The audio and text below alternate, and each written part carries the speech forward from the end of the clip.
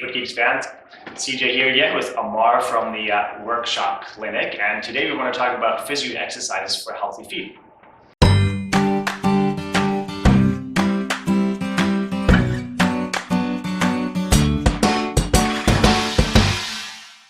So what kind of exercises would you recommend to kind of keep your feet healthy and prevent, common injuries down the road? Foot exercise is a little bit tricky because there's so many small muscles in the foot. Yeah. I generally generalize it more or less, and I work on the bigger musculature, and then just make sure that you're actually moving, because those little guys are working a lot. Yeah. When you're running or when you're exercising, so they generally get enough work through a generalized exercise program or running, or not walking in gigantic cushioned shoes all the time. So simple ones, like sometimes that I give my patients is just like walk around the house barefoot. Yeah. It builds a lot of those intrinsic muscles up. Preventatively, it's just a lot of stretching and making sure everything's kind of moving okay, more or less. Yeah. But I don't really target like flexor hallucis, like that's the flex is the big toe. I don't really target those things unless I really need to. Yeah. It's generally just a generalized strengthening program, and like I said in the other videos as well, like calf raises are money, man. Like I use them for everything. Calf raises. And they're good. Like it's boring and it's plain Jane, and you're like, why is that physio giving me calf raises? But there's a really good reason. Like, it does a lot of work for the foot, and like obviously the calf. Okay.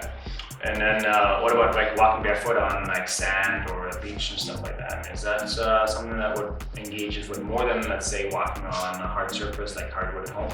Absolutely. There's a lot of there's a huge stability component of walking on something like sand, just because it's uneven and it's not firm. Like walking on concrete or walking on hardwood is definitely a lot easier than walking on sand.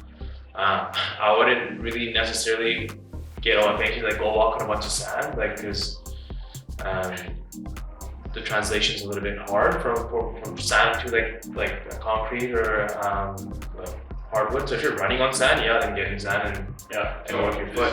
But if it's not really translating, then I don't recommend it. But yes, like that whole stability component, you're completely right. Like you probably understand this a lot better than I do, but you kind of want to support the foot, but not kind of let it become too passive, like so it doesn't use its own stability components. Yeah. If that makes sense. Like for example, you don't want to control coordination too much, you don't control supination too much because your foot needs to do a lot of that. And it has to do some of the work. Exactly. Yeah, otherwise it's gonna atrophy and get weak, and then just rely on the shoe, and then you take the shoe off and you're in trouble. Yeah. So it's more of a balance of just kind of getting the right footwear and kind of like walking barefoot and using your feet. Like a lot of people that have foot pain is because they're wearing these huge cushioned shoes. They rely on these huge cushioned shoes, and their foot just has become so atrophied or so weak that it can't really support itself when it's not wearing these shoes or whatever the situation is. Yeah, absolutely. I mean, in some cases, obviously, those huge cushion shoes with stiff soles are necessary for certain individuals to reduce pain. Yeah, but I mean, for the average foot, I think having something that's definitely flexible and makes you walk through the toes more substantially and more significantly is a great way to also stretch the fascia, because otherwise you're not really using the fascia, and then it can potentially cause more problems as well, right? I mean, that's one of the biggest challenges I find is you don't really flex your toes, meaning that you're not really engaging that arch either, right? So that's where walking barefoot, just like Amar is saying, is a great way to keep your feet healthy and strong.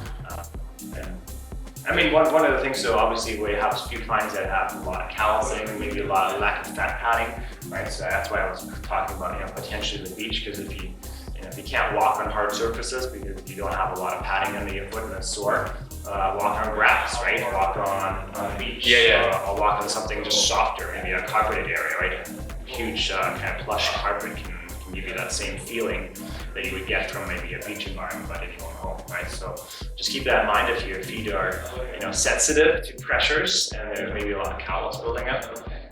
Look at that as an option to use a softer surface to walk on. But if you have any questions regarding this, please post your questions below the video. And if you haven't subscribed to us yet on YouTube and you found this content useful, give us a subscribe over there. Have an awesome day.